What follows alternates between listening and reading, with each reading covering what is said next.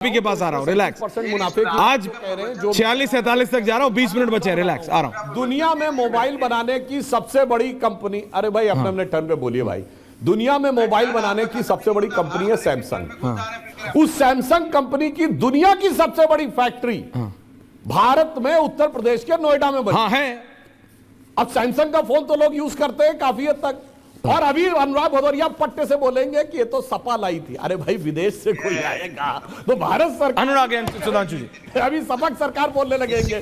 ऐसे अद्भुत ज्ञान संपन्न लोग बैठे, देखिएगा अभी आ गया तो यही लाए थे। अरे ये खुद कोरिया जाके लाए थे, आपको पता नहीं है सुधांशु जी, क्या ना ये खुद गए थे, अखिलेश जी ने इनको कोरिया भेजा था, ये लेके आए थे, आपको नहीं पता। सुधांशु जी, चोर की दाढ़ी में तिनका। अनुराग जी रियल वाली स्टोरी बताइए, कैसे आई थी सैमसंग, रियल वाली स्टोरी बताइए। ये खुद गए थे। दाढ़ी में तिनका था, सुन तो लीजिए। इसलिए कहते हैं चोर की दाढ़ी में तिनका। उन्हें पता है कि समाजवादियों के समय में सैमसंग की फैक्ट्री लगी थी, तो झूठ बोलते पकड़े जाते। दूसरी बात सुधांशु जी का देखिए कितने बोले, कह रहे जाके पता लगाइए, जाइए पता लगाइए।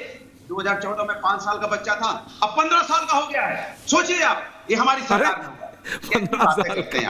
माने 5 साल का बच्चा 15 साल का हो गया, ये आपकी सरकार की ग्रोथ थोड़ी है। आप तो ऐसा बोलते हैं जैसे कि मैंने सरकार अगर बनी है तो सारी ग्रोथ, अगर किसी ने फैक्ट्री लाई तो फैक्ट्री बड़ी हुई, सैमसंग हम लेके आए, अब सैमसंग हम लेके आए, सैमसंग बड़ी हो रही है, आप उसको अपने नाम पे ले लेते। एयरपोर्ट की बात कर रहे हैं आप, एयरपोर्ट पहले से एयरपोर्ट बने हुए थे।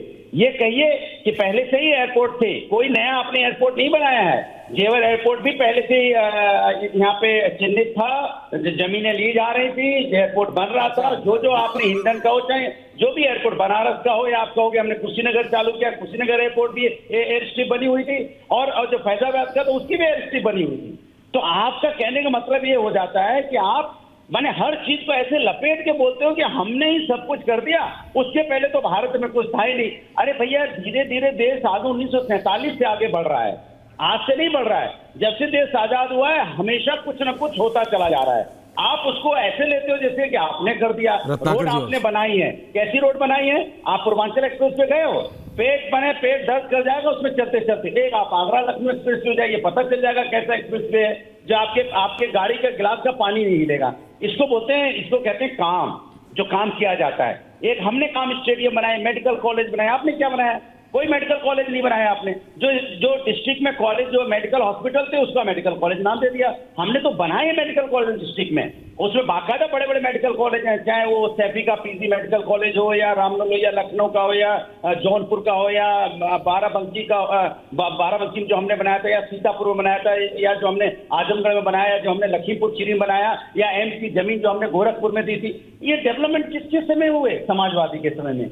या आप जिसका भी विकास का कार्य किसी से पूछोगे, अगर किसी ने मेडिकल कॉलेज, यूनिवर्सिटी या पार्क, स्टेडियम, ये जो बहस है, मेट्रो बनाई तो समाजवादी ने बनाए। आपने क्या किया? आपने किया है सब कुछ सर।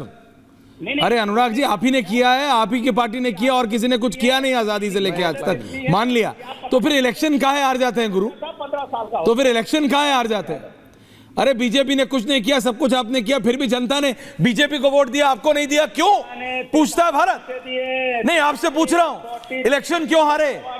अगर सब कुछ आपने किया, सुधांशु जी आ रहा हूं क्विकली, अगर सब कुछ आपने किया, सब कुछ, अरे अगर सब कुछ समाजवादी पार्टी ने किया तो इलेक्शन हारे क्यों? बाबा को क्यों नहीं हरा पाए? बाबा से क्यों हारे? एक बार नहीं, दो बार क्यों हारे अनुराग भदौरिया? में रह गए। अब बोल तो रहा हूँ 43 सीटें जीते हम, ये लोकसभा में 33 पे रह गए। हारी तो है, प्रभुराम के में भी हार गए। प्रभुराम का आशीर्वाद इनके पास नहीं है, वो भी आशीर्वाद हमें मिल रहा है, क्योंकि प्रभुराम जानते हैं इनके आचरण को, इनके झूठेपन को। प्रभुराम जानते हैं, कण कण में अंतर्यामी है, इनकी आत्मा को जानते हैं, इनकी आत्मा में चोर है, हमारी आत्मा में प्रभुराम। देखिए गुरु, ज्यादा इंतजार करने की आवश्यकता है नहीं। यूपी का इलेक्शन पास ही है, और जिस हिसाब से सरकार वन नेशन वन पोल पे चल रही है, रत्नाकर जी, मुझे तो सुधांशु जी भी बोलेंगे नहीं, फिर मैं बोलूंगा तो आप बोले सांसद महोदय के पास चले जाते हैं, इसलिए कॉमन मैन के पास पहले चले जाएं। सुधांशु जी, रत्नाकर त्रिपाठी जी अपने आप को कॉमन मैन से रिप्रेजेंट करते हैं। हालांकि कांग्रेस कोई वादे नहीं करती सुधांशु जी, गलत। हिमाचल की सरकार के आपको बताऊं, चुनाव में कितनी गारंटियां दी, क्या क्या किया। कर्नाटक की सरकार का बताऊं, क्योंकि आपको बीजेपी की सरकार का बहुत याद रहता है, अगर आप कहें तो याद दिला सकता हूं, लेकिन I don't want to waste time on that. मैं, जनता आपको सुनना चाहती है, मुझे नहीं। रत्नाकर जी, आप म्यूट हो गए, अनम्यूट कर दीजिए। Thank you.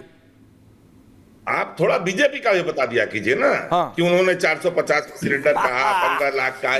मैं तो सिर्फ 2 बात, वो नहीं बताएंगे आप ना, क्योंकि आप भी बीजेपी का प्रतिनिधित्व करते हैं। अच्छा, तो अब मेरी बात, झूठों के आंकड़े, मैं कुछ बोलूंगा IMF सतीश चले जी। जाएंगे, मैं और कुछ बोलूंगा विदेश के अखबार पे चले जाएंगे। मैं तो संसद की बात पुनः करता हूं कि सेस डिस्ट्रीब्यूशन को लेकर के दिसंबर 2022 में राज्यसभा में सरकार ने कहा कि 19, 20, 21, 22, 23 में हमें 18.2, 25.1 और 28.2% टोटल जो हमने रेवेन्यू कमाया टैक्सेस पे उसका मिला। और 3 महीने बाद राज्यसभा में एक प्रश्न के उत्तर में कहा कि इसमें करस्पॉन्डिंग 15.2, 18। ये आप लोग इस पे नहीं, आई एम सॉरी, मैं आपको रोक रहा हूं, आप मेरी बात समझिए। नहीं, रत्नाकर जी अभी नहीं, मैं आपसे सवाल कर रहा हूं।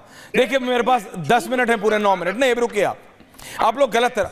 मैं आपसे एक इन प्रिंसिपल सवाल पूछ रहा हूं, क्या देश की जनता को, चाहे बीजेपी हो या आप हो, सुधांशु जी हो या कोई और पार्टी हो, नहीं मैं आप सुनिए, मैं आप सवाल पूछ रहा हूं आपसे, नहीं इनका झूठ सुनिए, क्या देश की जनता को फ्री दे के ही आप लोग इलेक्शन जीत सकते हैं? चाहे आम आदमी पार्टी फ्री पानी दे के फ्री दारू दे, या आप जितना नहीं हो जेब में वो दे, या फिर बीजेपी महाराष्ट्र में इलेक्शन से ठीक पहले लाडली योजना ले आए। आप सब अपने अपने अपने अपने तरीके से ठीक इलेक्शन से पहले फ्री दे देते हैं। क्या आप जनता को क्या समझते हैं? जनता कुछ कर नहीं सकती? भारत देश की जनता जो आप लोगों को नेता बनाती है, जो आप लोगों को संसद कहां कितने कितने साल, 70 साल आप लोगों कितने कितने साल राज किया आप लोगों ने? 70 साल में से 50 साल हैं? अनुराग जी, कितनी बार आपकी सरकार बनी उत्तर प्रदेश में? नहीं रत्नाकर जी, मेरे को सच बताइए ना, क्या जनता को फ्री में देना ही आप लोगों के पास, क्या लालच देके इलेक्शन जीतना ही एक तरीका है आपके पास, आप राजनेताओं के पास? इसका जवाब दीजिए। ये इधर उधर के स्टैटिस्टिक्स ना आप, ना सुधांशु जी, ना रत्नाकर जी, प्लीज। Thank you. इधर उधर के नहीं दे रहा ऐश्वर्या जी, गलत मत बोलिए। हाँ तो बताइए, मैं पार्लियामेंट का स्टैटिस्टिक्स, जनता को फ्री देके ही इलेक्शन जीता जा सकता है क्या? सीधा सवाल है आपसे, जवाब दीजिए। त्रिपाठी जी, त्रिवेदी जी से भी वही पूछूंगा। Thank you. नहीं, जनता को अगर आप, मैंने तो कहा ना, खाड़गे जी की आप प्रशंसा कीजिए कि उन्होंने कहा कि जो कर सकते हो वही करो, जो नहीं कर सकते हो मत करो, उस पर टैक्स का बोझ मत डालो, खजाने पे बोझ मत डालो। आप इसकी बढ़ाई नहीं कर रहे हैं। कम से कम खाड़गे जी ने शुरुआत तो की ना इस बात की, कहने की हिम्मत, कलेजा था ना कि उन्होंने कहा। और निश्चित तौर पे आप तो 1 नेशन 1 इलेक्शन की बात कर रहे हैं। अगर 1 नेशन 1 इलेक्शन हो गया तो इस देश की सरकार, जनता घाटे में जाएगी। काहे ले आए हैं यूनाइटेड पेंशन? क्यों नहीं एनपीएस पर टिके रह गए? 63 सीट धड़ाम हुए, ये तो आप नहीं बोले, भदौरिया जी को बोल दिए, 2 बार बाबा से हार गए। 63 सीट धड़ाम क्यों हुए? काहे आया यूनाइटेड पेंशन की? यूनिफाइड पेंशन स्कीम क्यों आई? सुधांशु जी काउंटर, सुधांशु जी काउंटर, सुधांशु जी तब याद आया, सुधांशु जी काउंटर कर रहे हैं। रत्नाकर जी अभी, सतीश जी आ रहा हूं फाइनल कमेंट्स के लिए।